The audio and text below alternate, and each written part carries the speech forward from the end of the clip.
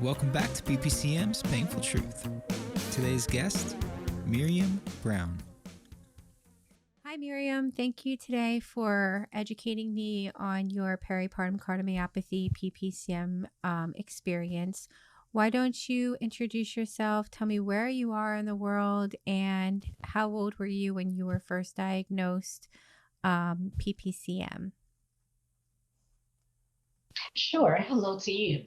My name is Miriam Brown, and I believe I was 24. Well, when I got diagnosed, I was actually 27 at the time, and I'm in Baton Rouge, Louisiana.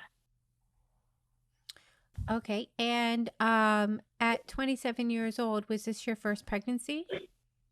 Yes, it was my very first pregnancy. However, my delivery was at age 23, and I did not get diagnosed with PPCM until 4 years later, which was at age 27. From the same pregnancy, you were diagnosed later? Yes, 4 years later. Wow. Did you experience a relapse? Is that why? Or what had them cause what made them catch the diagnosis at 4 years later? Sure. In between the time, several months after my birth, my daughter's birth, I started experiencing tightness of the chest, shortness of breath. My heart would flutter and do little funny things. And the most thing that I could recall was extreme exhaustion. And I just I just wasn't feeling myself. So I went to the emergency room and they did all the blood work, told me all blood work had came back fine, that I was fine, and that it probably was just postpartum depression. So they gave me a prescription for antidepressants, which I did not take. I knew something was going on. I just did not know what. Right. So over a 4-year period, I was back and forth from clinics, doctor's offices, emergency rooms, getting tests ran. Everyone kept saying nothing was wrong with me up until the fateful day in 2010. I went to the emergency room. My blood pressure was high. I felt like I was going to pass out. That's when they finally did an EKG, and the EKG came up abnormal. And then they went on to do the echocardiogram, and there showed that I had cardiomyopathy with an ejection fraction of 20 to 25%. And now your baby's at 4 years old at this point. Yes, correct. Wow. Well, this is the first. You know, they say, it peaks after, but you never know how long after. You don't know.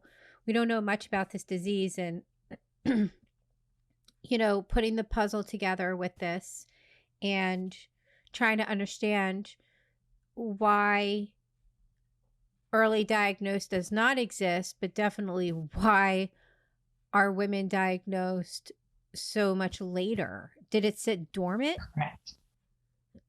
It was not scary. Dormant. To me, it was not dormant. I kept telling them I had symptoms. I was feeling it. When I had my daughter, that was an emergency situation because I was diagnosed at the last minute with, toxemia. And so I had to do an induced labor. And within hours of having the Pitocin, my body swelled up triple its size. So I was assuming that was fluid overload. So even the delivery was unsafe. Thank God I made it through. Sure. But there were signs and symptoms on the day of delivery, like you said, up until 4 years of dealing with being undiagnosed. Yeah. Well, I'm sorry.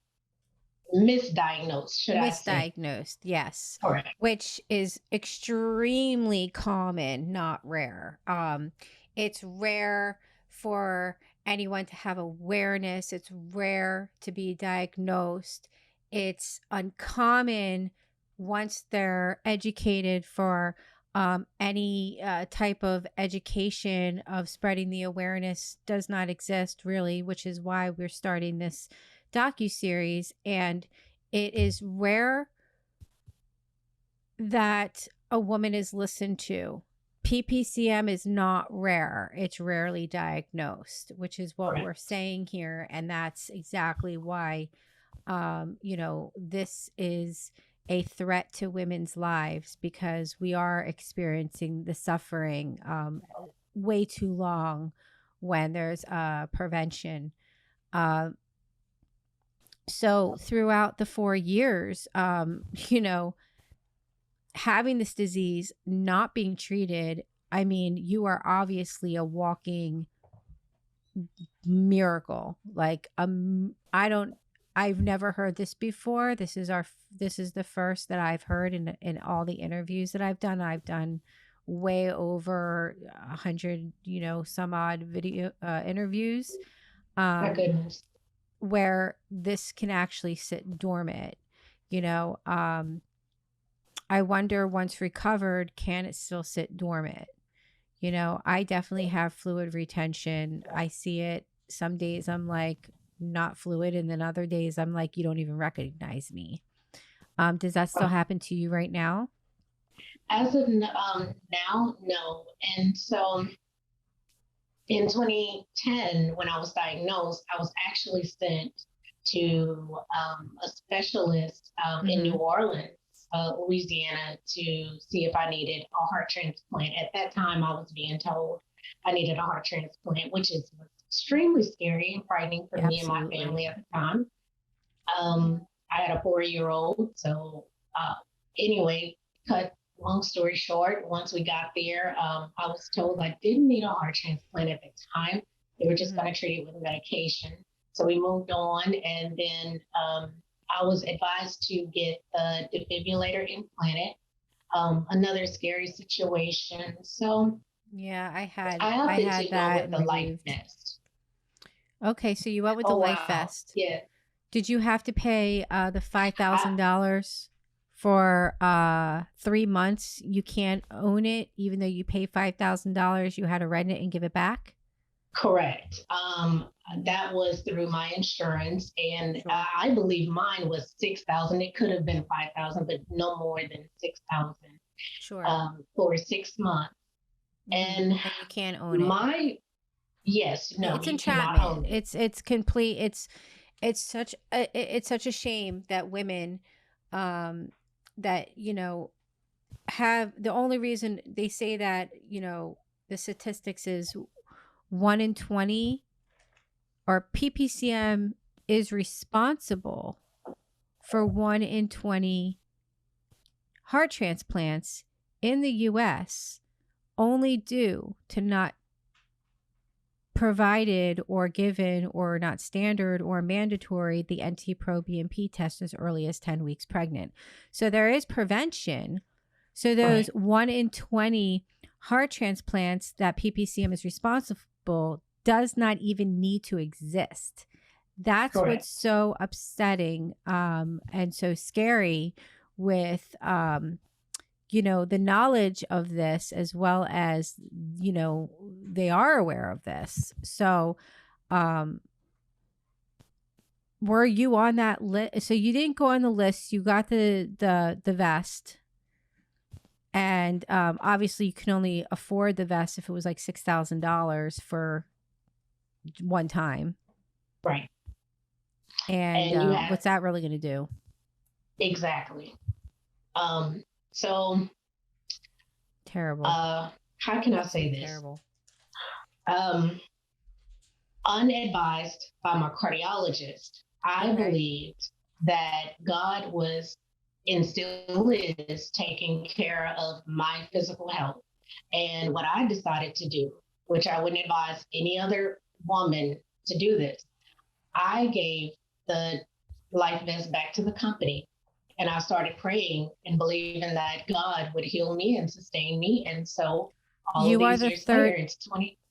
You're the third woman that just said that, by the way. You are the third woman that chose to give the life vest back and to pray.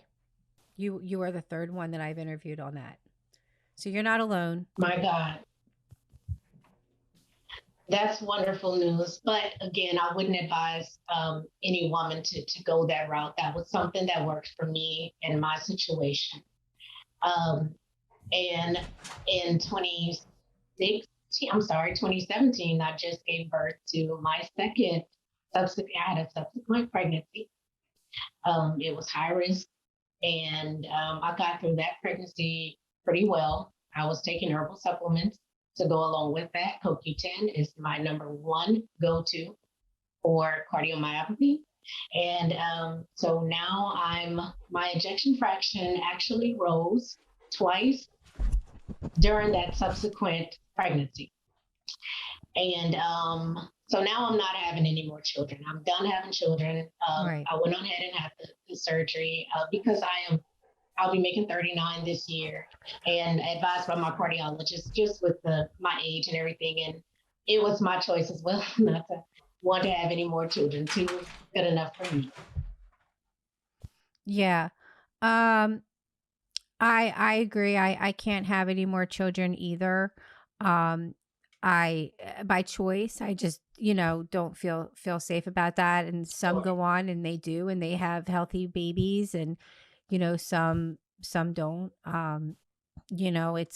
It's one of these things that every pregnancy is different. I'm sorry, hold on one second. My husband You're didn't fine. take my puppy. Come here, Paolo. Come here, sweetie. And so, like, basically what we're trying to accomplish here is with spreading the awareness that this catastrophe of just what you're saying is like blowing my mind. I'm still like tripping on the fact that you said that this happened.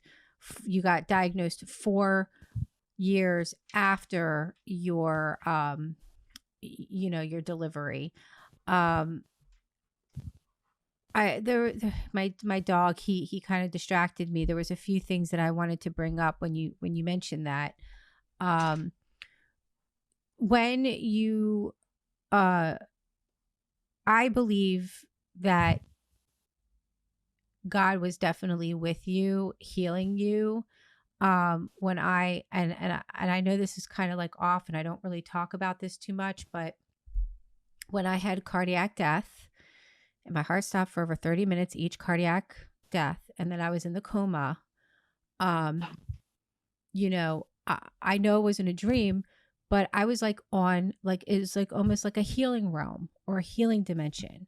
This sky was dark, the ground was bright light, and I couldn't understand where the light was coming from because it was so dark. And it was amazing because I, feel like when our bodies are, one foot on the other side, it's as if our spirit being and our soul spirit is, merges, and it creates this energy and this healing energy. Hold on one second. I'm so sorry. Mm-hmm. He's gonna have to edit that. He just almost ripped off my the everything. So when I was at this you don't come back from your times of death once, twice, 3 times. My heart stopped. I was pronounced dead. It was something that I know, and it's not anybody that, some people say they don't remember. Some people say, all different sorts of things. What I felt and what I know with my, $1 million question that was answered is that there is some sort of healing dimension where it's out of our control. Like the medical doctors, as they said to me when I woke up, there's some things that the medical community, can't do that's meant for you to be here. We don't know how you lived. You're a medical phenomenon. You're the 1% survivor in California.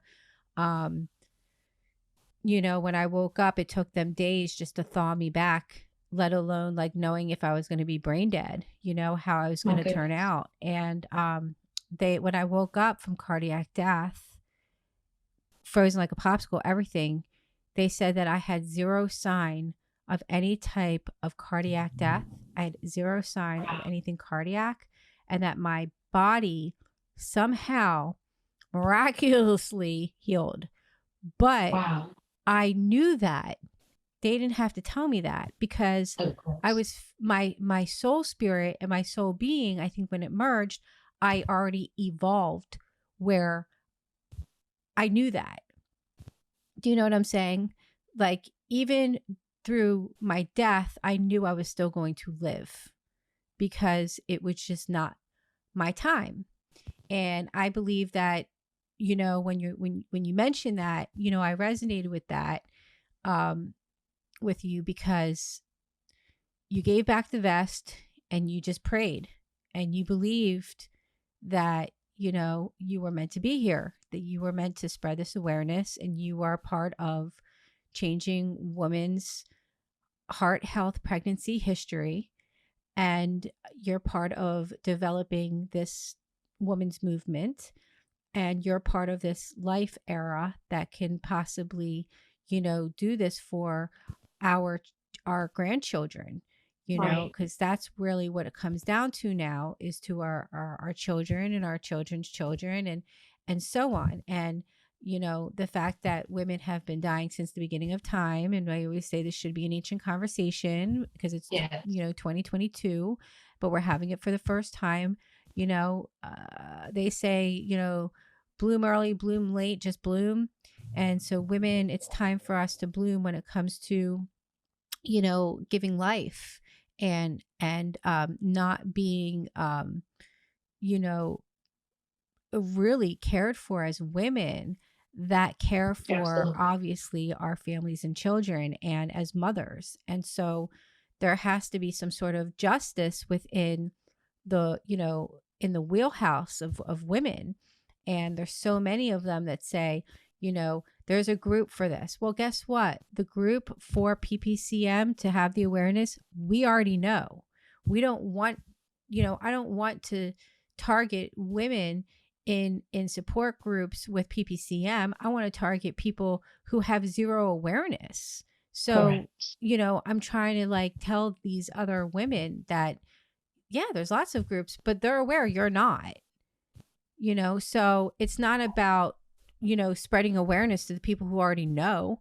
Um, That's right. so it's really kind of like a conundrum. It's in this era where we've come so far with women, but the actual women themselves individually are unwilling to be informed, and because they feel it's not joyful. Well, informative life-saving information should be, um, the prevention of always staying joyful, Mhm. and instead of looking at it as fearful, it's just not, um, anymore.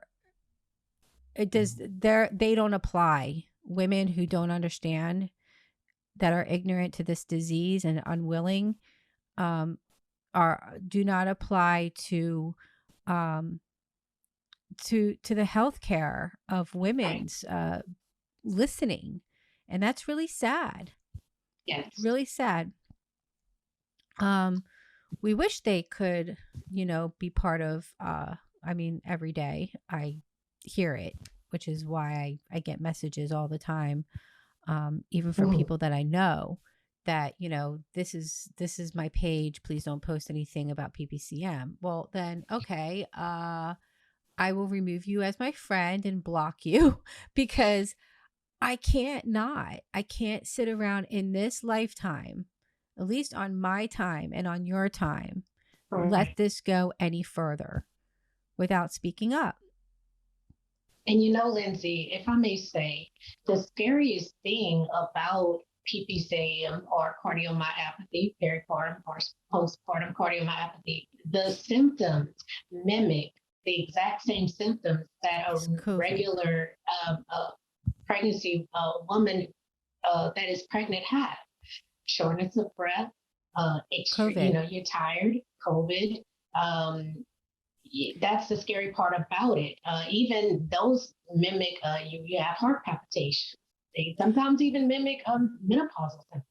I understand that. And I'm hearing that a lot. We were defeated before COVID, but now that COVID has hit, women are not going to be diagnosed PPCM. They're going to be diagnosed as COVID Right. deaths. And I've heard that, and it's really, really, really scary, which is also why I started this docu-series, so we can identify the difference between peripartum cardiomyopathy, PPCM, which are the same symptoms as COVID.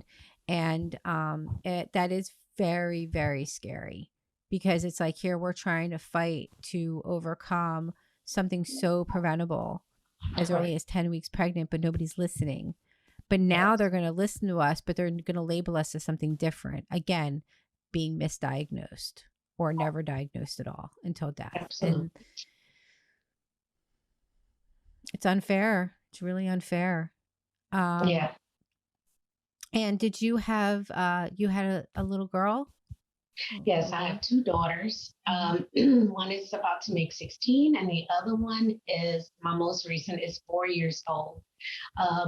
Again, the scary part is, once I got diagnosed with cardiomyopathy, I was told never to have any children again. And that is heartbreaking for mothers to want to go through with or have more children. It broke me, and it broke my heart, but I kept my faith in believing in God that I would have a second chance. Was it risky? Absolutely. Is it a risk some mothers aren't willing to take? Absolutely. And it's just it's heartbreaking. So you're just in a mix of emotions.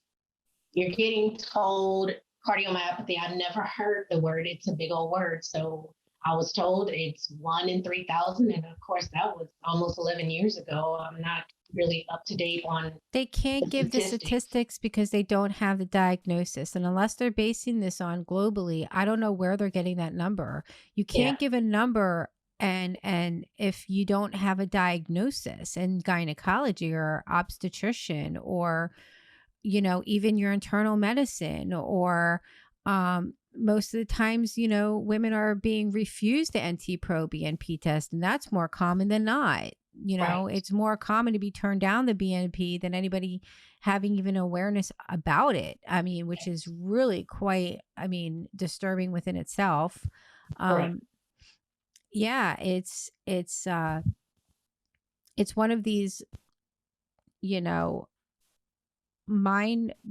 such a mind trip that the medical community has been aware of this in areas like ER, because they're the ones that diagnose the women, the American Heart Association, other,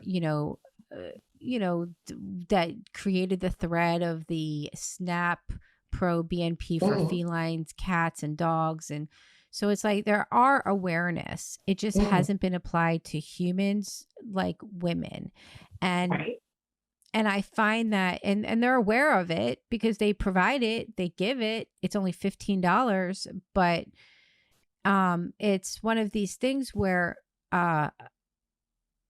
why wouldn't somebody rather have the prevention but would rather have the disease? Wouldn't you rather get the simple blood test? You're not injecting yourself with anything. It's not a vaccination. It's not a, anything. It's your blood. It's what we're functioning on. It's fluid, and that fluid does cause these diseases, and like cancer and dementia and heart failure.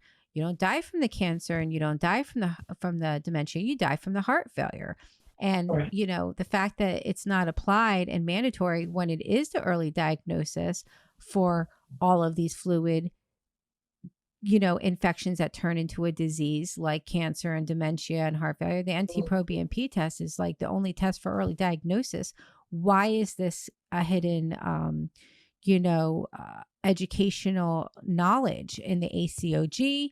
American Heart Association. Why is this not, you know, educated? It doesn't cost money to have a hero voice. It doesn't cost money to say, hey, advocate for yourselves. Get your NT-proBNP test. There hasn't been Yes. a commercial, a PSA about it. I mean, we have PSAs that are out there that says, you know, take this and it will stop hair loss, but it will end up causing you blindness, gonorrhea, you know, like every name in the book.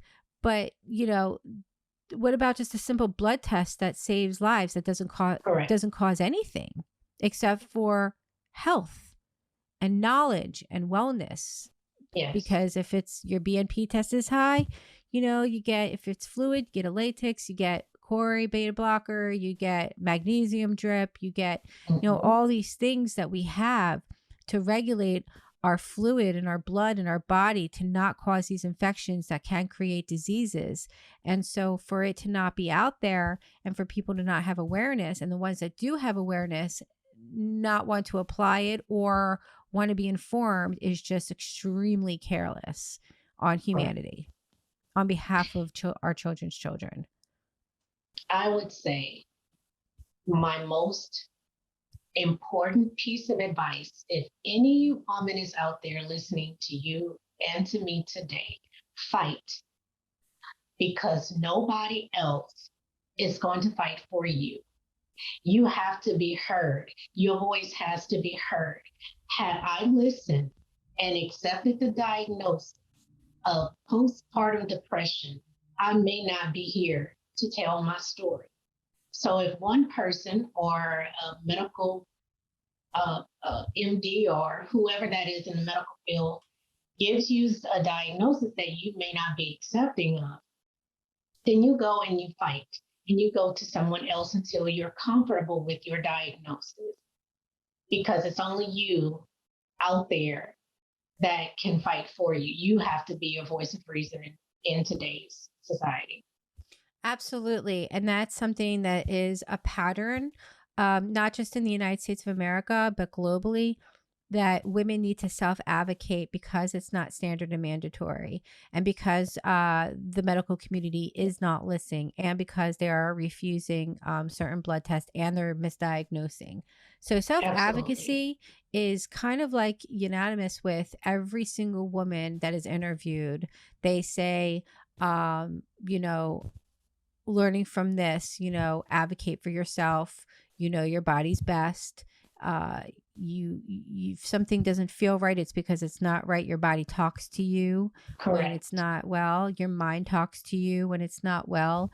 And both, you know, mind, body, and spirit and soul, if it's not, you know, listened to and ignored, and then, you know, it can get sick. It can be you know, to the point where you will have a problem. And like, it's almost like, okay, when your body's talking to you that has a problem and you don't do anything, then you're really going to have a problem. Absolutely. So, you know, live and learn. I would say just have the knowledge, like you said, up front, and apply it or self-advocate. Because if somebody is not feeling like this is not right, and the doctors are telling you that the sky is green and the grass is blue, when you clearly know that that's not the way it goes, then you have to, like, just keep on moving on. Go to a different doctor. Absolutely. Find somebody who will listen to you. Try getting a diagnosis yourself so you can bring it into the ER. Yes. You know, anything that can make it easy for the medical community, so you can, an individual can meet their level of illness with this disease with the medical community, because it's about being on the same page, and timing is everything. Yeah, absolutely. For you, 4 years. I mean, come on. I mean, Yeah. I still can't believe it. I'm like, I've never heard this before. Like, I've never heard of a diagnosis. So I always thought it was from, you know, the moment that you've given birth to like 5 weeks out. For me, I had death at 3 months out. A woman was breastfeeding her child at 2 months and she had cardiac death. She lived. But it's like, this is a pattern. It's a clear pattern where women have to self-advocate because there is no diagnosis, zero diagnosis in obstetrician, in OB, in gynecology, in birth keepers, in birth workers, in doulas, in midwives, in all surrounding pregnancy. There is a zero diagnosis for maternal mortality, PPCM, peripartum cardiomyopathy, when there is a simple blood test that's only $15 that can determine as early as 10 weeks pregnant. So there's no excuse. It's just lack of ignorance, awareness, education, training, and for it to be applied, period. Correct. It's appalling. And now you have your girls. Are they going to get that mutation gene DNA test to make sure that they don't have the gene of cardiomyopathy, PPCM? Yes, eventually I will do that because I have research that it either is hereditary or it can be hereditary. So absolutely, definitely will be working upon that as well. Yeah, I mean, I would say for your girls, it's never too soon. I have my son, his BNP test, which COVID kept me from taking him. I just didn't want to. But now that it's kind of like a little bit more under, I think, control, I'm going to get him to get his BNP. I'd like to know his number. Right. I would say for your daughters, they are the new study of this era. They are the PPCM babies. My little son, he's 5, but he is a PPCM baby. He is a study as well. I think following up on EKGs with them and their BNP and knowing the size of the heart, this way it can be compared from the time, if it's a girl, from the time that, before they get their period, when they get their period, because you get more fluid. So it's like, how did that heart change? Maybe it can be caught before, pregnancy. Maybe there are signs, but if we don't know our BNP test and we don't know, these certain things prior, then we really don't have anything to compare it to. So as women, you have 2 daughters. They are 100% part of the study that should be looked under the microscope when it comes to this disease. The awareness, and for them too, just say, you have to always be aware of your bodies. Sure. You guys are ladies for the rest of your life. You need to get your yearly BNP. You must know your number, pregnant or not. And, it's something that I think can help us piece this PPCM puzzle together, because it's not just the woman, it's how the placenta is growing. That's what causes this, the placental growth factor and the toxic fluid. So if that's the case, how does it affect a baby? Whether is it different for having a boy than it is having a girl?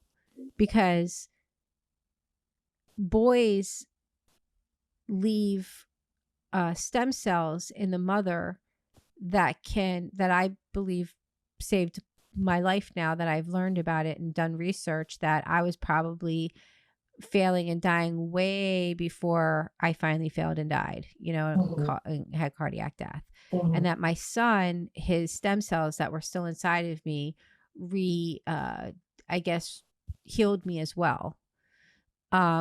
Is it the same for, having a daughter? And it's interesting, because there are different things with girls than with boys. Like, for example, a woman who's carrying a baby and it's a girl is also carrying her grandchild, because that grandchild is an egg in that in the womb of the unborn daughter. So they say that that's why with women and daughters, the grandmother is usually most connected to the granddaughter of her own daughter, because both of those, you know, babies were inside you, you know. So like your daughter was, that's 16 and that's 4, you were also carrying their babies, your grandchildren, because the eggs are in your daughters. For a son, it's different.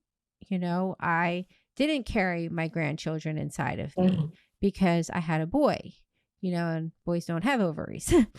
But, right. you know, so that's just like one example that there is a difference between carrying a boy as opposed to carrying, you know, a female, you know. So I wonder if there's a difference with that when there's a growth factor that is causing a disease. Absolutely. Is it different from, you know, because it's the growth of the placenta. So the growth has to be different if it's a male or a female, right? That's a good topic, a good discussion to bring up, because with both of my girls, I was diagnosed. The first time I was not my first pregnancy, I had, hyperemesis gravidarum, the most worst and vile morning sickness a woman can have. And if it's not treated, could lead to death. And mine, when I was 23, went undiagnosed. I was told I had regular morning sickness and it would pass. So it lasted for 4 months. I had to take a 4-month leave. This is not just an upset stomach. This is 24/7 vomiting, and you are losing vital nutrients that you and the baby need. And I went through this again with my second pregnancy, although this time I knew what to look for, and we caught it in time, and we were able to treat it in time. And I have heard from doctors and studies of my own that tends to likely happen when carrying girls versus carrying boys. I'm not saying that because you are carrying a boy, it may not happen, but it's more likely to happen when carrying girls. I've heard that. And actually, I've noticed that pattern as well. That when that's happened a few times with, and I'd asked if it was a female or male, and they said female. So like I said, we're trying to put the pieces together ourselves. We are not doctors. We are not medical MDs. We are just survivors that are educating the medical community, trying to also look at our own children as, you know, as part of the study for further diagnosis that could maybe even prevented as 16 years old, like your daughter, because maybe there's something that she could take for that placental growth if she is to have a daughter, how that can maybe be prevented before pregnancy, if that's even possible, you know. I believe that if what we don't know can hurt us. What we do know can save us. Correct. So what we didn't know is that early diagnosis with the NT-proBNP test could save any woman from suffering during pregnancy and dying after birth, giving childbirth.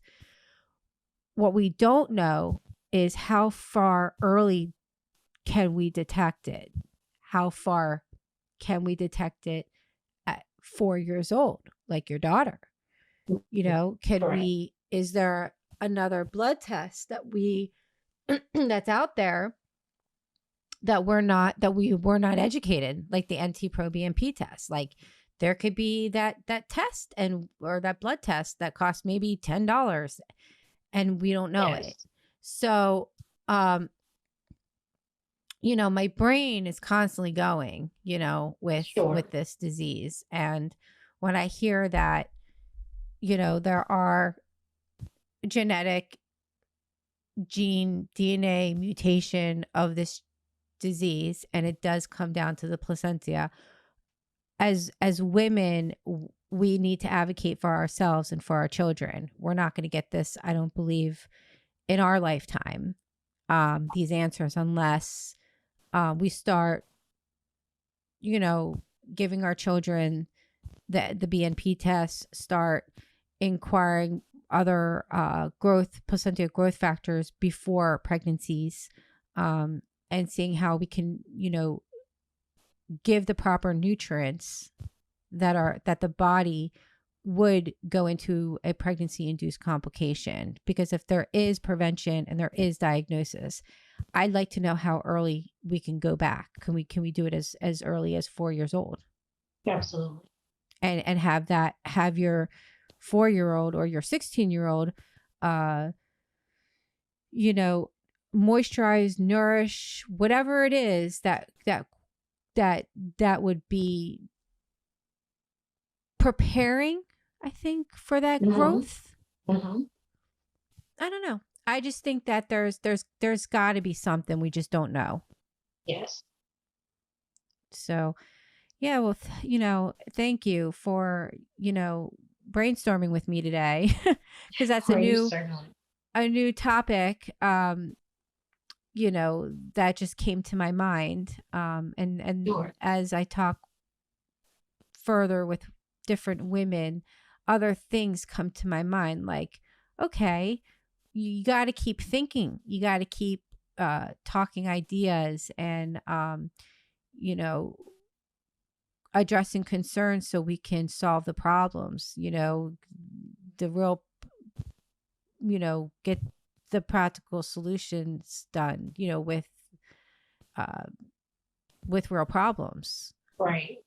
And I believe there's a solution with most things that are problems. It's just we don't have the answers yet. Correct. And I believe that, discovering these answers, will definitely prevent further young women having to experience something that should be non-existent, because it's medically proven that it's not existent. It's medically proven that PPCM, peripartum cardiomyopathy, that no woman should ever suffer or die, only if she's never diagnosed or treated.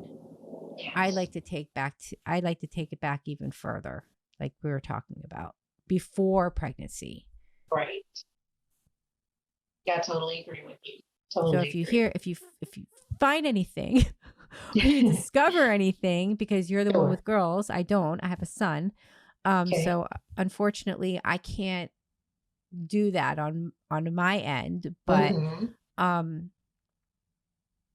if you do have your girls a BNP test, reconnect with me. We could do another interview, Most definitely. and just talk about what a BNP number, is for a 16-year-old PPCM baby and a 4-year-old PPCM baby, and see if those, even if it's because they're sisters, if, from the same mother that had the same placental growth, are they the same number? Are they different? Right. You're blessed to have 2 daughters, actually. Yeah. Because you can compare. You just don't have to compare one with before period, after period, before pregnancy, during pregnancy, and after pregnancy. There's comparisons. You're blessed with time. Yes. Is what I'm thinking. Like, whereas if your daughter was already pregnant, and I'm sure she just got her period not too long ago. She's 16, maybe 3 years ago. About, right? Yes, correct. So it's not that far, but you might want to do that with your 4-year-old. Know her BNP before her her period, Exactly. know it after her period, Yes. and you know, and then that way you have the awareness to somehow see a pattern, prevent prevent the bad pattern, and start creating the good plan Right. with the And I think awareness. for mothers that have gone through this, I mean, it's extremely important for your children, like you say, to have them tested at some point in their life. So it can be caught, if it could caught or not caught, or just to be on the outlook for it, just to be preventative measures as well. You know, Absolutely. that's what uh, we're here for our children, is to take care of our children, and we have to take care of ourselves, like I said, to advocate for yourself and for your children as well. Right.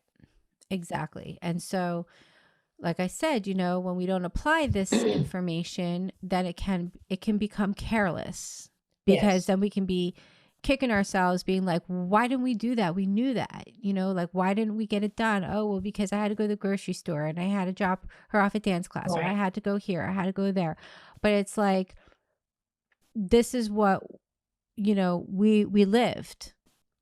You know, you're still alive. I can't believe Yes. I can't believe I'm alive, but I can't believe you're alive. I mean, Yeah. 4 years with this and never being Right. treated, or misdiagnosed, that, you know, we're obviously having some sort of a calling where we are meant to put something together, Right. in this lifetime, you know, some piece of this to bring to the attention. We're lucky to be in this era where we have social media, where we have Zoom, where we can do, you know, these talks where you're all the way on Yes. the other side of the world, Mhm. and be able to brainstorm like this on something that should already be, you know, known. Yeah. And um and it's just not. Right. But we're all miracles. Um, I was fortunate to only be on one medication throughout this whole season of my life, experiencing period cardiomyopathy, and some women are not. They're on multi prescriptions, and I've been fortunate to only be on one. So I appreciate you, Lindsay, for taking the time out to interview me, to talk about this topic, to bring awareness to this topic. Um, it happens more than we know. And when I got diagnosed, and I was opened up to a group and a world, a bunch of women around the world, they experienced this and was going through it with me. Um, it gave me great comfort, but at the same time, I had to rely on myself to dig, search, gather my information. And most of my information came from different women around the world who I spoke with concerning what their experience was, and also with Google searches, reading books, and such as that. So I just want to thank you so much for taking the time out for us to have this dialogue, and that more women will become aware, those that have experienced this and those that are not knowledgeable of the condition. Thank you. Yeah, no, you're so welcome. And no, thank you for, you know, showing up, because I built this because I'm seeing women just like literally scream from the rooftops and not being listened to.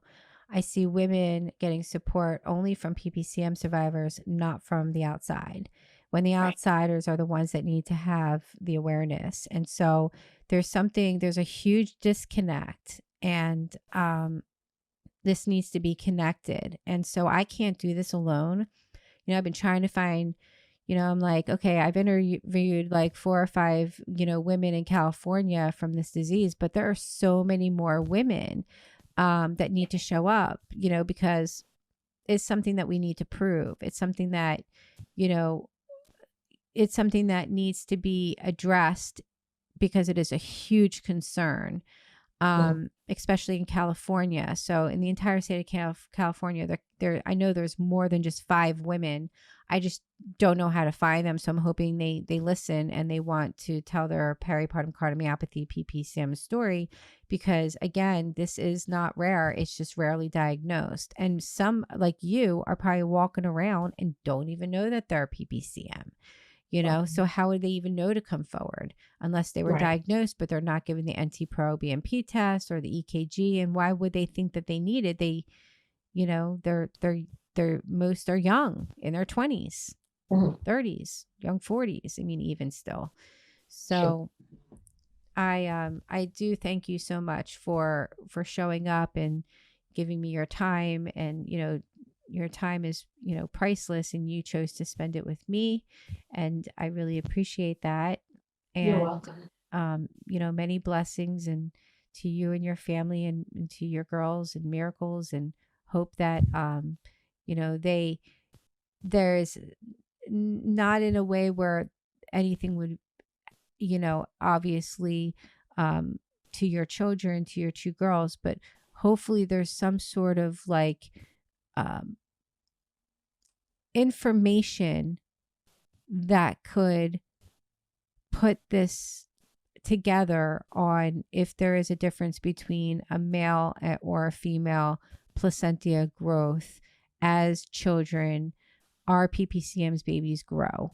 So this is something that we're probably going to have to reconnect maybe in 2 years, or, this is not going to stop. These series won't stop. The interviews won't stop until there's actual real change. And really, we won't, hopefully, new theories and different opinions, and we start talking about them, that, we can figure this out together, and not brush off, what possibly could think and be like, this is nothing, but could be like the most important key. Absolutely. We don't want to look at like this big mirage of like, and it be right in front of us, but not see it, because you got all those other, or not the mirage, but the illusion photos, Correct. And it's like, you're trying to find, the figure 8, or the infinity, and you got all these other things, and you're like, find it. And it's like, okay, that's what I feel like this is. I feel like it's like one big mixed up, illusion, photo. And it's almost like the answers are right there, but we have to kind of like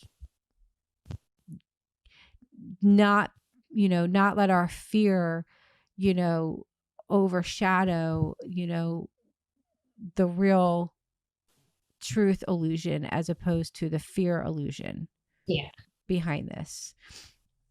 But no, thank you. And, again, connect with me anytime you discover anything, let us know. And we'll just keep on being informed and keeping each other informed as we learn more. Absolutely. I appreciate it. And I wish you all the best, Lindsay. Oh, thank you so very much. And same to you and yours. Thank you. You take care. Have a lovely day. You too. Thank you. Bye-bye. Thank you for joining us and listening to the PPCM Fund podcast. If you haven't already, please like and subscribe. PPCM's Painful Truth is made possible through the generous support of donors like you. Help us spread the awareness by donating at ppcmfund.com, or click the link below to become a member through Ko-fi. Have a great day.